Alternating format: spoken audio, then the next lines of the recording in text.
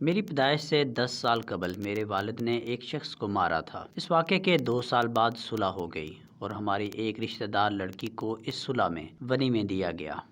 لیکن جب 8 سال بعد میں پیدا ہوئی تو اس لڑکی کے والدین نے میرے والد سے کہا کہ اب ہماری بیٹی کی جگہ اپنی بیٹی ونی میں دے دیں، اور یوں میں اپنی پیدائش سے 10 سال قبل کیے گئے اپنے والد کے جرم کے بدلے میں ونی میں چلی گئی۔ زرسانگا کی عمر اس وقت 75 سے 80 سال کے درمیان ہے۔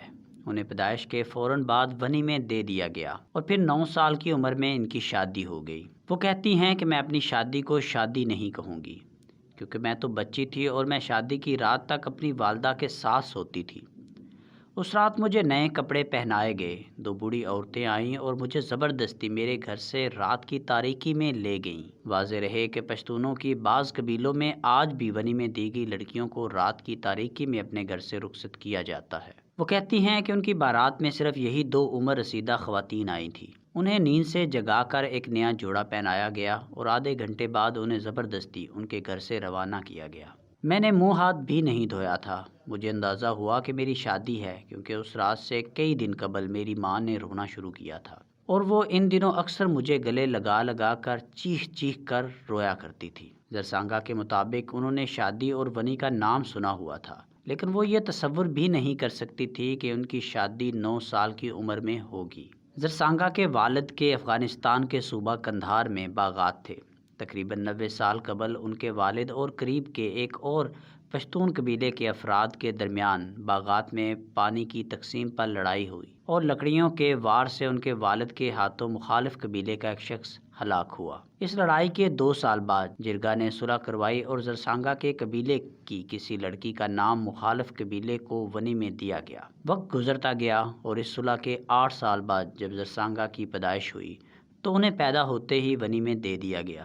زرسانگا کے مطابق اس لڑکی کے والدین نے میری پیدائش کے فوراً بعد میرے والد اور جرگا سے کہا تھا، چونکہ جرم زرسانگا کے والد نے کیا ہے اس لیے بیٹی بھی اسی کی ونی میں دینی چاہیے۔ شادی کے بعد کی زندگی کے بارے میں بتاتے ہوئے زرسانگا کہتی ہیں کہ شوہر کے علاوہ سسرال کے تمام لوگ انہیں ان کے رشتہ دار کی ہلاکت کا ذمہ دار ٹھہراتے تھے۔ مجھے 24 گھنٹوں میں ایک سوکھی روٹی تھما دی جاتی تھی اور مجھے کئی سال تک کھانے کے لیے کچھ نہیں دیا گیا۔ مجھے اچھی طرح یاد ہے کہ ہماری ایک ہمسائی چوری چھپے کبھی میرے لیے چائے اور کھانا لاتی تھی۔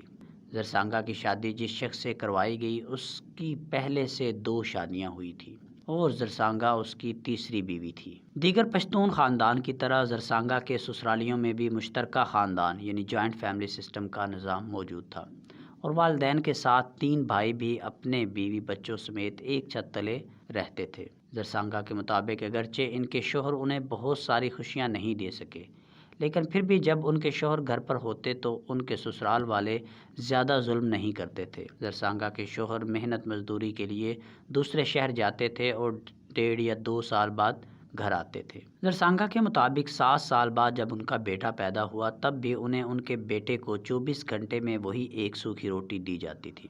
وہ بتاتی ہیں کہ وہ اور ان کا بیٹا 4 یا 5 سال میں ایک بار اپنے والد کے گھر جاتے، لیکن وہاں بھی وہ اس ڈر کی وجہ سے نہ خود پیٹ بھر کر کھانا کھاتی اور نہ ہی اپنے بیٹے کو پیٹ بھر کر کھانا کھلاتی تھی۔ ایک بار میں اپنے والد کے گھر آئی تھی اور میری والدہ کے ساتھ ہمارے ایک رشتہ دار کے گھر گئی۔ جب میں واپس گھر آئی تو میری چھوٹی بہن گھر کے اندر تندور پر میرے بیٹے کو کھانا کھلا رہی تھی۔ میں نے اپنی بہن سے کہا کہ بہن جی، انہیں زیادہ کھانا نہ کھلائیں، پھر میں وہاں کیا کروں گی؟ میرے بیٹے نے مجھے جواب میں کہا کہ یہاں تو کھانا کھانے دو، وہاں پھر میں صبر کر لوں گا۔ زرسانگا کہتی ہیں کہ انہیں سسرال والے شادی کے 15 سال بعد تک مارتے رہے اور کئی بار ان کی ہڈیاں توڑ دی گئی۔ ان کے ہاتھ پر جگہ جگہ داغ اب بھی واضح دکھائی دے رہے ہیں۔ زرسانگا نے بتایا کہ ونی میں دی گئی اکثر لڑکیوں کی زندگیاں مشکلات جھیلتے گزرتی ہیں، لیکن ان جیسی کٹھن زندگی شاید ہی کسی نے گزاری ہو۔ ان کے مطابق جب وہ کبھی کبھار سسرال والوں سے کھانا مانگتی تو جواب میں ان کی اتنی پٹائی ہوتی کہ پھر کئی دن تک بھوک نہ لگتی۔ ایک دن میں بہت تھک گئی اور میں نے اپنی ساس سے کہا کہ مجھے آج سخت بھوک لگی ہے اور بھوک کی وجہ سے سر چکرا رہا ہے، مجھے تھوڑا سا کچھ کھانے کے لیے دے دیں۔ میری ساس نے گھر کے سارے مردوں کو بلا لیا اور ان کو بتایا کہ ہمارے دشمن کی بیٹی ہمارے ہی گھر کھانے کی فرمائشیں کر رہی ہے۔ اس کے بعد میرے 2 دیوروں اور ان کے بیٹوں اور سب نے مل کر مجھے اتنا مارا کہ مجھے آج بھی اندازہ نہیں کہ کتنے دن بے ہوش رہی۔ درسانگا کے مطابق ایک مرتبہ سسرالیوں نے انہیں مارتے ہوئے چوٹی سے اتنے زور سے پکڑا کہ ان کی چوٹی جلد سے الگ ہو گئی، اور وہ بتاتی ہیں کہ پھر چوٹی کے وہی بال وہ کئی ماہ بعد اپنی والدہ کے پاس لے کر آئیں اور ان کو والدہ نے اپنے پاس رکھ لیا۔ میری بڑی بھابھی نے مجھے بتایا کہ میری ماں نے کئی سال تک میری وہی چوٹی اپنے پاس رکھی اور وہ اکثر اسے اپنے سامنے رکھ کر رویا کرتی تھی۔ درسانگا آج بھی 4-5 سال میں ایک مرتبہ اپنے بھائیوں کے گھر آتی ہیں اور 1 یا 2 ماہ گزارنے کے بعد واپس چلی جاتی ہیں۔ ان کے مطابق ان کے قبیلے میں یہی رواج ہے کہ بیٹی یا بہن کی شادی کے بعد 1 یا 2 سال میں ایک مرتبہ والد کے گھر 1 یا 2 مہینے کے لیے آتے ہیں۔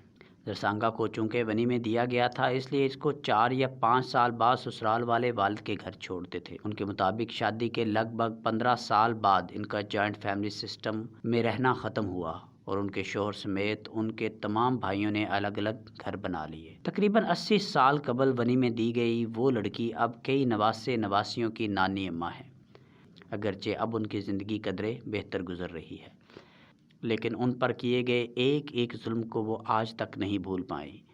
ان کا کہنا ہے کہ یہ ظلم میں تب بھولوں گی جب مجھے قبر کی ڈوری میں اتارا جائے گا۔